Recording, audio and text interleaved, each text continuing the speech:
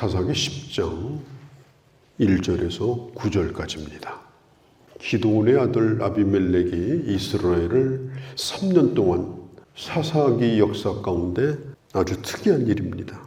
아비멜렉을 왕이라고 부르지 않았습니다. 그리고 사사라고 부르지도 않았습니다. 그럼 아비멜렉은 누구였는가? 자기 스스로 왕된 자, 그리고 스스로 파멸의 길을 걸어간 그런 사람입니다. 자, 우리 인생도 마찬가지입니다. 우리가 하나님이 인정해 주시고 하나님이 세워주시고 또 하나님이 기억하고 역사가 기억하는 그런 사람으로 살아가는 것, 그게 참 중요합니다. 아무도 기억하지 않는, 또 뭐라고 말할 것도 없는 그런 삶을 산다면 참 얼마나 불행한 것이겠습니까? 1절에 보면 아비멜렉의 뒤를 이어서 두 사사가 나오는데 돌라라는 사사와 야일이라는 사사입니다. 이 두 사사가 했던 일들, 그 기록이 둘 다 합쳐가지고 1절에서 5절까지밖에 안 됩니다. 삼손이라든지 기드온이라든지 이런 분들의 기록은 4장 5장씩 이어져 가거든요. 꼭 길다고 해서 좋은 것만 기록된 건 아니지만 또 딱히 기록할 것도 없는, 그것도 문제가 있는 것이죠. 이 어떤 분들은 이 돌라와 야일을 소사사다 이렇게 부르기도 합니다. 그렇지만 저는 그렇게 생각하지는 않습니다. 이들도 하나님이 부르셔서 사용한 사사이기 때문에 딱히 기록할 것은 없었다 하더라도 그들이 있는 동안에 이스라엘이 40여 년 동안 평안했고 적어도 우상을 섬기는 그런 타락은 가져오지 않았습니다. 이제 그런 면에서 우리가 이 사사를 분량이 적다고 해서 과소평가한다든지 생략한다든지 이렇게 해서는 안 된다. 특별히 아비멜렉 후예라고 말하죠. 이 아비멜렉이 저질렀던 것은 뭡니까? 전형적인 타락한 정치가, 권력욕에 중독된 정치인, 그게 바로 이 아비멜렉의 모습입니다. 기드온의 아들들이 다 죽음을 당하고 한 성이 완전히 다 사라질 정도로 완전히 파괴되어 버리고, 그리고 이스라엘 공동체는 하나됨이 다 깨어져 버리고 마음의 상처를 받고, 그러니까 이 아비멜렉의 뒤를 이은 이 돌라라고 하는 사사는 이스라엘을 일어나서 구원했다. 그런데 성경에 오늘 보면은 외국에 침입을 받았는데 뭐 군대를 데리고 나가서 무찔렀다든지 뭐 그런 기록은 없어요. 다만 이스라엘을 구원했다. 이 구원이라고 하는 것은 침입을 받았을 때 나라를 지키는 것만 구원이 아닙니다. 돌라에게는 그런 스토리가 없어요. 그것을 회복시키는 것, 그게 바로 구원입니다. 상처를 싸매주고 또 치유하고 깨어진 것을 하나 되도록 묶어주고, 이렇게 하는 일, 겉으로 보이는 정만 물리치는 것이 아니라 사람들의 마음속에 있는 어둠을 물리치고 하나님의 사람으로, 하나님의 나라로 세우는 것, 그것도 구원입니다. 그래서 오늘 1절에 돌라가 일어나서 이스라엘을 구원하니라, 딱 요것만 돌라가 한 일을 기록합니다. 그때 나라가 아주 평안했습니다. 23년 동안 평안한 시대가 계속이 되죠. 그러나 우리가 한 가지 짚고 넘어갈 수 있는 것은 이 두 사람이 사사의 일을 할 때 역사가 그렇게 발전한 시대는 아니다.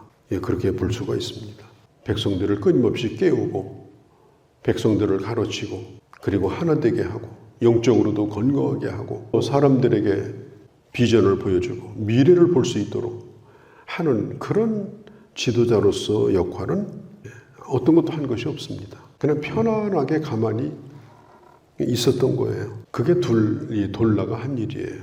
그 다음에 야일인데 23년을 다스리죠. 또 다스리는 동안에 아주 편했습니다. 3절에 그에 대한 기록이 나오는데요. 그가 무슨 일을 했는가에 대해서는 나와 있지 않습니다. 성을 30개를 소유하고 있었다. 그 좁은 땅덩어리에 성을 30개를 소유하고 있었다. 그리고 그것을 아들들에게 맡겼다.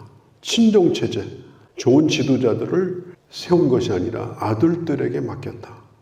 그러니까 아들이 30명이나 되었다. 그걸 보면 한 아내만 둔 것이 아니었음을 또 볼 수가 있습니다. 그리고 그 아들들에게 나귀를 하나씩 주었다. 그때 당시에 이 나귀는 승용차나 마찬가지입니다. 그러니까 큰 트럭은 낙타라고 하면 승용차는 바로 나귀예요.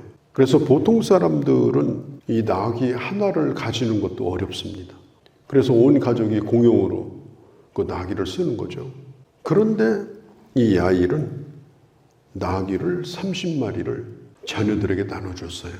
농사용이 아니고 자가용으로 타고 다니는 나귀로. 이걸 보면은 이 야일은 매우 큰 부자였다.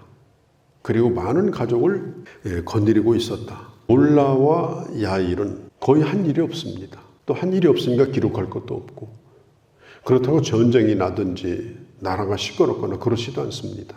그냥 관리형 사사로 특별한 문제 없이 또 자기에게 누릴 걸 누리면서 지내왔던 그런 사사.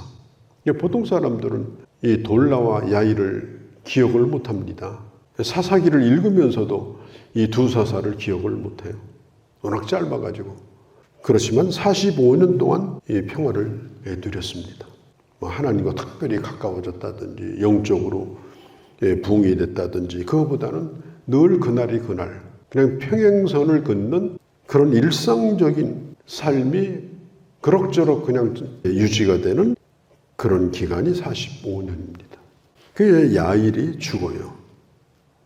야일이 죽음에 가문에 장사되었더라. 그리고 이제 공백기가 생깁니다. 이때에 아주 희한한 일이 생겨요. 그것이 뭐냐면은 이스라엘 백성들이 하나님을 버려요. 그리고 뭘 하느냐? 우상을 수입을 해오기 시작합니다. 여기 보니까 바알, 또 아스다롯, 아람의 신, 또 시돈의 신, 모압의 신, 블레셋의 신, 주변에서 섬기는 그 우상들을 전부 다 수입을 해가지고 또 각자 또 그 신당도 다 또 만들고, 그리고 제가 상상을 해보니까 그 신당마다 잔뜩 또 팻말을 붙였을 거예요. 뭐 하기를 원하는 사람은 여기 와서 빌어라.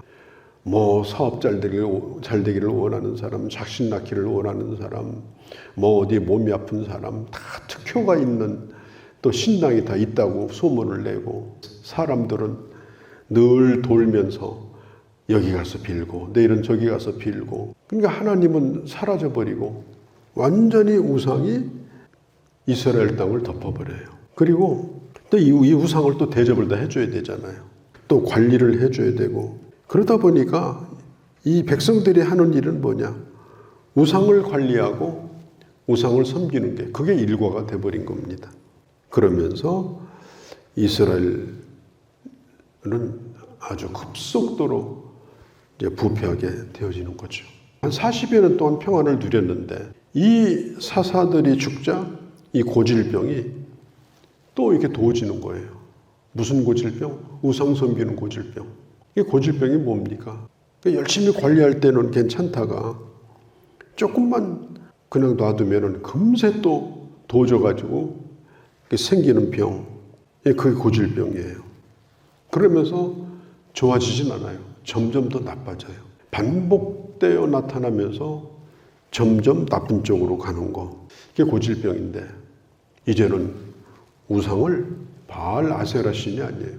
각 나라에 있는 신들을 마차를 끌고 가서 그걸 수입을 해다가 또 그걸 모시는 산당을 만들고, 백성들은 거기 순회하는 것을 일로 삼고, 이런 나라가 되어버린 것입니다. 사람들에게도 참 우상이 많습니다. 숨겨진 우상들, 내 인생을 버텨준다고 생각하는 것들, 이게 아니면 안 된다고 생각하는 것들, 이제 그런 것들이 우리 안에 도사리고 있습니다. 또 정신적인 것도 많아요. 특별히 이 중독에 대한 거, 하고 싶어서 하고 하고 싶지 않아도 하고 그게 중독이에요. 정말 그렇게 하고 싶어서 그렇게 하는 거예요. 그런데 어떤 때는 정말 하고 싶지 않은데 또 하게 돼요. 그게 중독입니다. 음주하는 거, 흡연하는 거, 그게 좋지 않다는 걸 다 알아요. 그리고 계속 하게 되면 어디선가 뭔가 망가진다는 것도 알아요.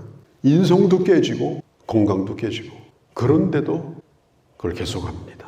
이제는 술집이 빨리 문 닫으니까 한강가에 소주병 하나씩 들고 나와가지고 거기서 술을 마시고 앉아 있어요. 그리고 곳곳마다 길거리에 나와가지고 이 흡연하시는 분들이 많아요. 그게 나쁘다는 걸 왜 모르겠어요. 알면서도 하는 거죠. 이 세상은 끊임없이 새로운 걸 만들어내고 끊임없이 호기심을 갖게 하고 끊임없이 좋은 스타일을 보여주고 사람들에게 관심을 모으게 하고 그래서 손을 떼지 못하도록 계속해서 사람들을 끌고 가는 거예요. 오늘 이스라엘의 상황이 바로 그런 상황이에요. 우리가 하나님 앞에 기도할 때 하나님 나라를 변화시켜 주시고 열방을 변화시켜 주시고 그것보다 더 시급한 것이 있네요. 그게 뭐냐면 나를 변화시켜 달라고. 내가 변하면 적어도 내 주변은 변해요. 세상이 다 변하진 않는다 할지라도 내가 하루만 변해도 내 주변이 변해요. 내 자식이 변하고 오늘 만나는 사람들이 달라져요. 거창한 기도보다는 나를 변화시켜 주소서. 빠지게 하는 것으로부터 나오게 하시고 그리고 건강한 정신과 영혼과 몸을 가지고 건강하게 우리가 하나님을 섬기며 또 많은 사람들에게 영적인 유익을 끼치며 살아가게 하옵소서. 뒤에 보면은 하나님께서 저 요단 건너편에 있는 암몬 사람들에게 이스라엘을 맡깁니다. 그래서 유다와 베냐민, 에브라임 이들이 괴롭힘을 당하게 되는 겁니다. 다시 제자리로 돌아오게 되어져요. 기도할 때 하나님 나를 얽매이고 또 원치 않게 끌고 가는 것들로부터 자유롭게 하시고 그리고 하나님의 기뻐하는 일로 건강하게 우리의 길을 걸어가게 하옵소서.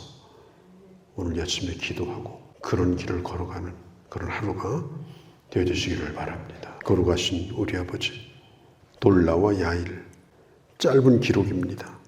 그러나 적어도 그들이 있을 때는 나라에 우상이 없었고 전쟁이 없었습니다. 영향력이 없는 지도자들일지라도 하나님이 그들을 사용하셨습니다. 죽자마자 또다시 우상을 섬기는 병이 다시 생기고 이스라엘은 저 요단 건너편에 암몬과 아모리 족속의 그 괴롭힘을 또 당하게 됩니다. 이런 고질적인 우리의 연약함, 이것이 우리 안에도 있음을 고백합니다. 날마다 주 안에서 강해지게 하시고 건강하게 하시고 그리고 주님 붙들고 아버지의 건강한 믿음으로 더욱더 아버지 하나님이여 견고해지는 하나님의 사람으로 살아가게 하여 주옵소서. 오늘 이 하루도 주께 의탁합니다. 우리 주 예수님의 이름으로 기도하옵나이다. 아멘.